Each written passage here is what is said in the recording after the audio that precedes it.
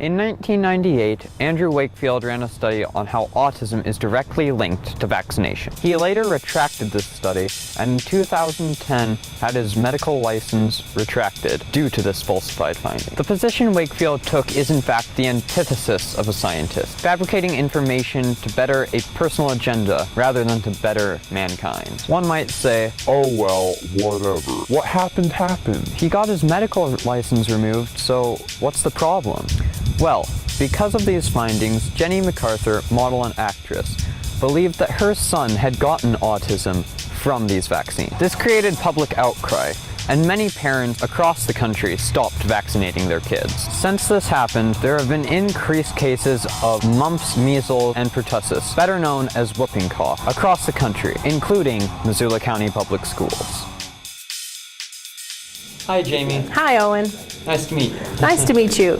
So, you're talking about vaccinations and all of that relating to autism. People have been vaccinating less because they think it's going to cause autism. Yes. How do you think this decreased amount of vaccination is going to affect the rest of the world? The decreased amount of vaccinations have already been shown to cause increased risks and rates of childhood diseases that previously had been very unusual. People your age don't ever remember anybody having almost chickenpox, let alone measles, mumps, polio, any of those things. And as we are cutting back on our vaccine rates, you're going to start seeing more of those things creeping into children and adults because we don't have those immunities anymore. Many of those diseases now are making a comeback that we had hoped wouldn't do that. So many of the doctors nowadays are younger. Do you think they're properly trained for these illnesses that they haven't seen in so long? Short answer is probably no. We can learn these things from books, but without having seen cases of them, it's hard to recognize it. And most young doctors have not seen a case of chickenpox, which was not long ago. It was very prevalent. All kids had chickenpox. Now that's not the case. And so it is becoming much harder to diagnose because we don't see these things. But we're going to be seeing them, so that's a concern. Why do you think people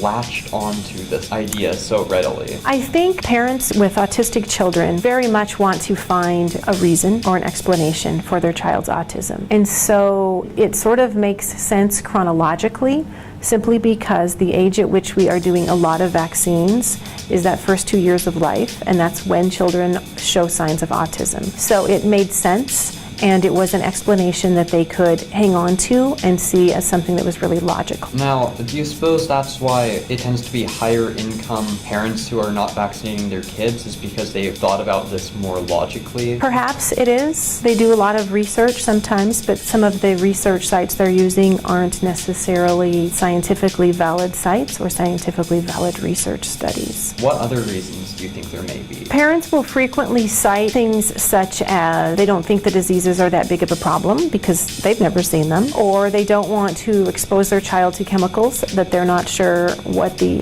adverse effects could be in the future. Sometimes they don't want to cause their child any pain, and a vaccine is a needle. It's painful. And so those are frequent issues that I hear. Do you have any websites that could give more information to subscribe to this? The best websites for vaccine information is the Centers for Disease Control. So it's cdc.gov. Thank you, Jamie. You're welcome. Thank you, Owen. You can find the link in the description below.